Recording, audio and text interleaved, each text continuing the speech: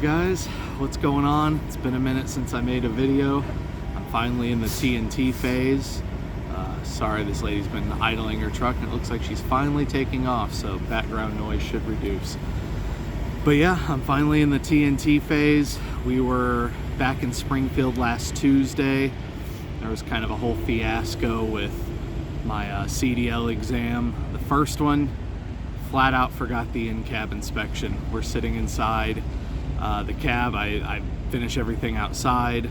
We sit in the cab. I do everything, you know, from the fire extinguisher to, you know, city horn, air horn, windshield and mirrors and stuff like that. And we're just sitting there. I'm kind of looking at the whole cab, kind of drawing a blank, wondering what's next. And the guy just looks at me, the examiner, and says, "So you ready to move on to backing?" And I'm thinking, yeah, definitely. I really want this to move forward. And apparently that was my sign that apparently I missed something. I think it could have been a bit more neutral than that, but either way, I was a little upset about that for a while. I had made a whole video that day, my first fail. Kind of went on a bit of a tangent. I didn't really like the way that it made me look, so I scrapped that video. It took a long time to upload. It was still saying like 10 minutes at 96%. And I was like, you know what? I'm gonna take this as a sign to maybe do something a little different, make a video a little later down the line once I pass and I'm in better spirits. So at that point, I had just forgotten the air brake test. The air brake test is part of the in-cab inspection. Do not forget that. On the second one, I did the air brake test and I should have started it all over. What happened was I got down to the, I did the applied pressure test, and then I did the pump down to warning light and brake light, or warning light and warning buzzer. And then when I went to do the pull forward, or what was it, the where you have to pull against the tractor and then pull against the trailer. No, I'm sorry, it was the pump down to warning light and okay, it was the pump down to tractor and trailer protection valves popping out. And apparently my tractor brake was already out, and I did it in the middle of it and saw that and pushed it in, and basically I failed because of that. Make sure your tractor and trailer protection valves are already in when you start this. It kind of goes against what you think, because it goes against what you think because, you know, your wheels are chalked. Your wheels are never normally chalked when you're just sitting there waiting. So always make sure before you start the in-cab test that your valves are, both of them are pressed in, ready to go. So then finally on the third one, I nailed everything.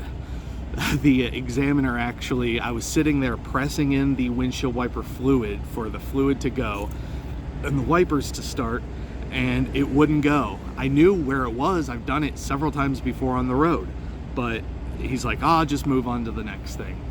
So I get past all that. I get 0 points on my backing.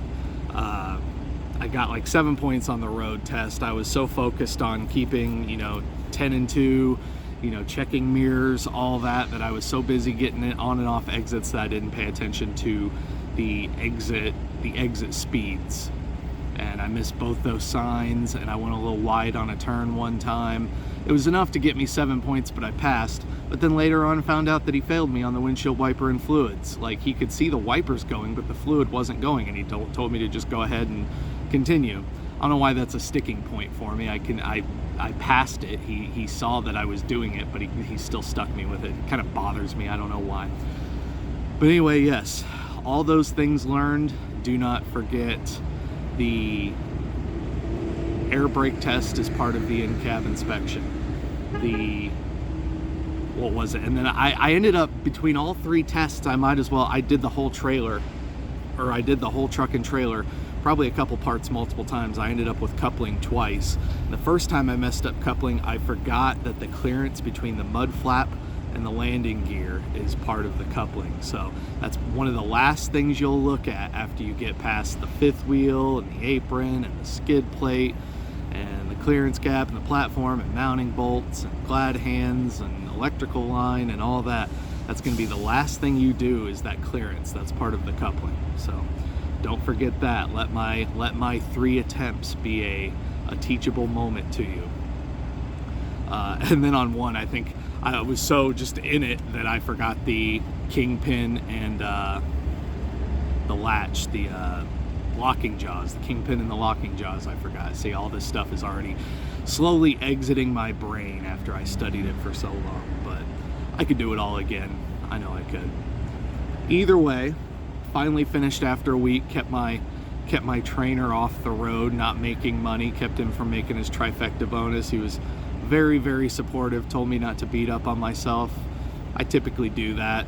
It's just the way it is. You know, I beat up on myself, and then I beat up on myself for beating up on myself, and you know, it's just the way I work. So, but I finally got it on that 3rd attempt. We were able to spend the rest of the day. I got my car in long-term storage. My dad's still there in Springfield. He finally got a trainer yesterday, Twisted Big D, he's on YouTube there. That's going to be his PSD trainer. He's hoping, I mean, they told him that he could test out by this Thursday, but I think he definitely needs to take his time with focusing on his backing. I'm not worried about his driving. He's been driving for years. You know, he knows about all the clearance and the wide turns you got to make when you're hauling a trailer, and this is just doubly, triply, quadruply so. So, yeah, at that point, he's got a trainer. We are in New York right now. After I got my CDL, we got dispatched to Ontario, California again.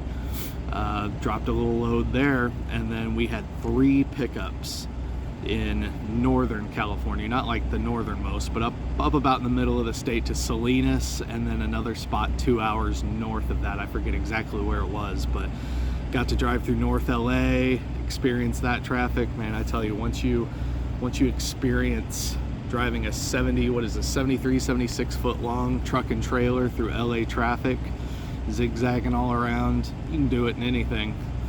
So that was a huge confidence booster. You know, for a while there, I was sitting on my turn signal, and I would just sit and watch and make sure absolutely everything is clear. In LA, you got to take what you need, you got to take what you want, and you got to get it when you want. So the minute you hit your turn signal, there's no one around you, and you make sure nobody's exiting or turning into that lane from another lane. You hit it, you take it as fast as you can. So that was another thing kind of helped me on the road. I've been watching my speed lately, just because, you know, driving this big old thing, you know, 63, 65 miles an hour. I've tried to keep it a little lower on the speed just for gas mileage anyway. And when you're going all through California, it's 55 miles an hour for commercial vehicles anyway, for at least these trucks. So I abided by that law. There are all kinds of truckers blowing by me, but I wasn't about to be a couple days into my CDL and get a speeding ticket. So it's pretty obvious when you're out there in more rural California where the state patrol is, but I don't want to play that game. I just, you know, I want to get where I'm going. I don't want to get held up. I don't want to get surprised with an inspection, so I'm going to appear as legal as possible. Not that I have anything to fear. So yeah, at that point, we went up north after Ontario to grab 3 different loads. We grabbed a bunch of different lettuce and spring mix and iceberg and stuff like that, and had to bring it out here to South New York, out to Kirkwood here. We're sitting here at the TA just waiting for a load, seeing where this next one's going to take us. I already, since last week, man, I think I have just under 5,000 total dispatch miles, and in the last week have driven 3,000 of those alone. Ron was a little off just getting adjusted to nights. He kind of got it in his head that I don't like driving nights. I was a little huffy and puffy one night, but it was also raining. It just become night. I was in unfamiliar Oklahoma territory. I mean, it's all unfamiliar to me. So I got a little huffy and puffy. He kind of took that as a sign that I don't like driving nights. And honestly, he doesn't really want me to drive nights just yet. He said there are a bunch of other trainers out there that make their students drive nights, and he doesn't want to do that to me. So I'll get there eventually. I mean, as uncomfortable it is when it's dark and it's raining, and it makes kind of the headlights of oncoming traffic a little bigger and more glare and whatnot. So it's something I'm gonna have to get used to. We haven't faced any winter weather yet, but I'm sure I will here in the next couple months. We got a couple more weeks out here before we head back to Springfield. My trainer's gonna take some home time for a couple days. I'm hoping that I can run back to Kansas City and have a little Thanksgiving with my family and pick up my plastic CDL, because my paper CDL expires like on the 13th of December, I think. I got a Qualcomm message saying it was the 1st, but I think they try and give you a 2-week buffer, just so you know. So I gotta get back to Kansas City for that.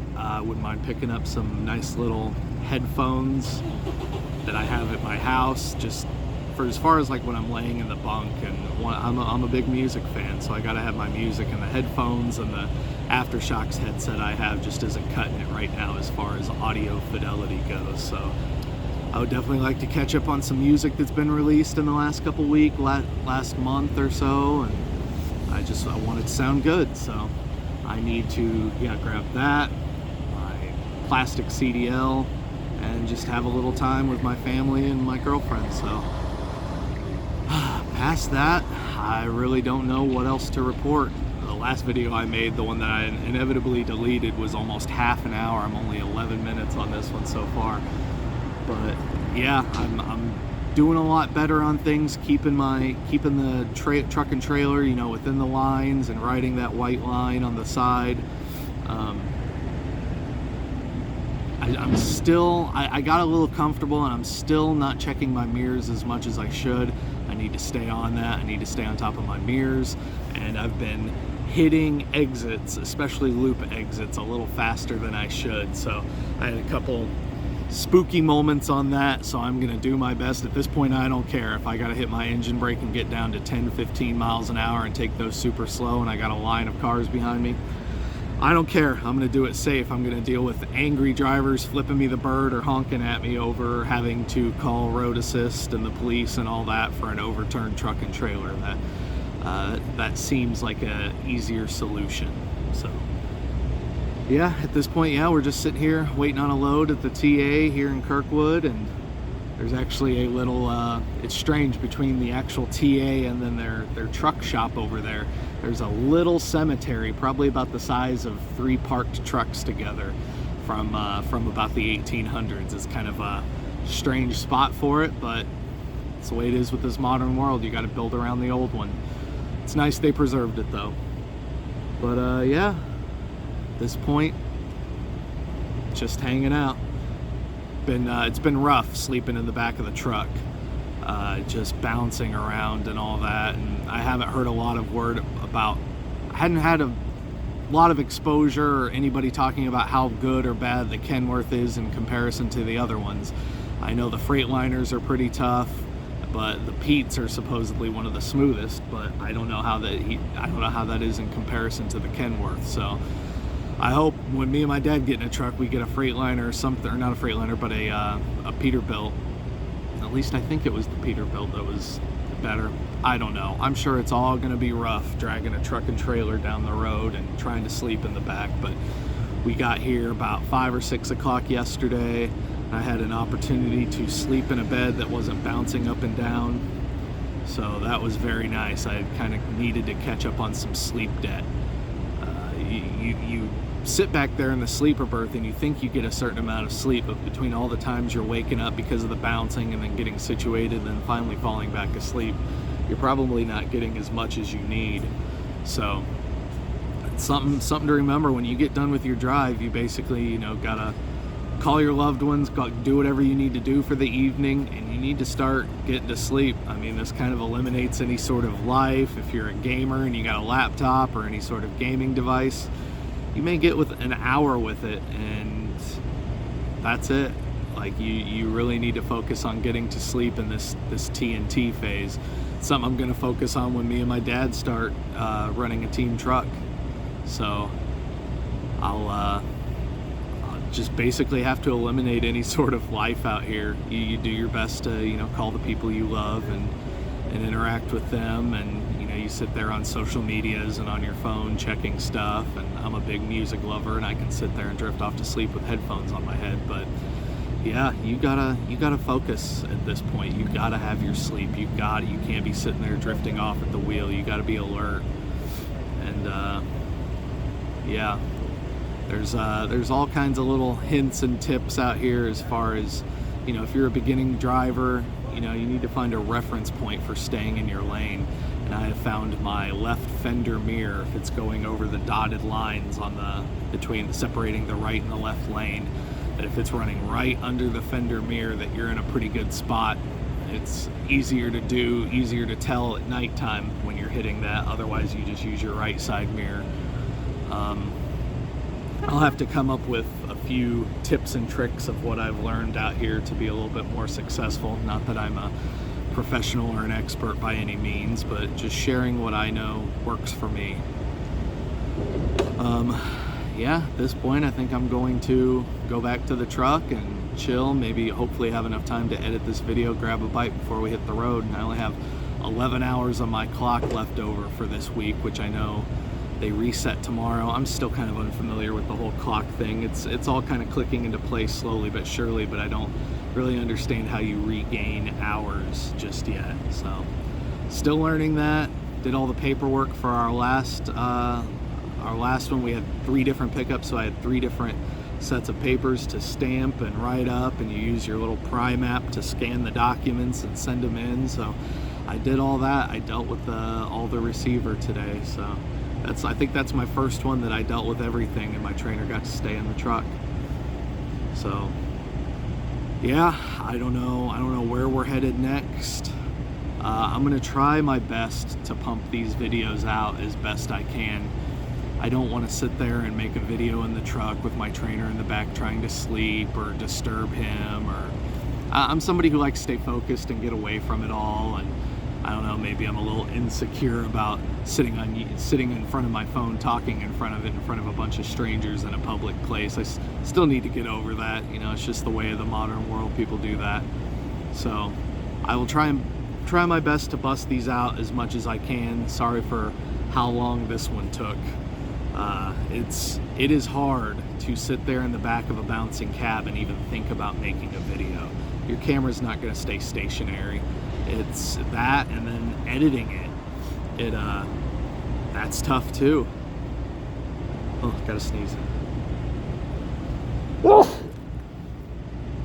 Yeah, editing in the back of a truck is pretty much a no-go. Just using my mouse on my laptop to send my dad a link on Facebook Messenger the other day was a pain and a half. So I can't even imagine putting a video together like that. So hopefully I'll have enough time to edit this video and get it at least uploading before I gotta roll.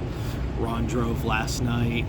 I drove us up till 6 o'clock, and then he usually took the night shift, but we were already here 2 miles from our spot.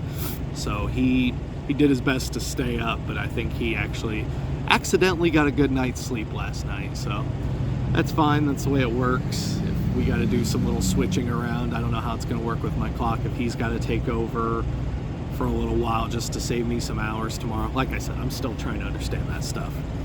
So we will, I'll go ahead and try and get this uploaded, and I will do my best to upload another one here relatively soon. I know the algorithm's probably leaving me in the dust because it's been far too long without an upload. So yeah, it kind of came out just out here trying to do it all stream of consciousness. I usually take a few notes just trying to remember what I'm going to talk about, but I wanted to use this time efficiently, and I haven't got any waves from my trainer to come in and start moving. So I'm gonna go ahead and head in and start throwing this together. I will talk to you guys later. Stay safe out there. Good luck.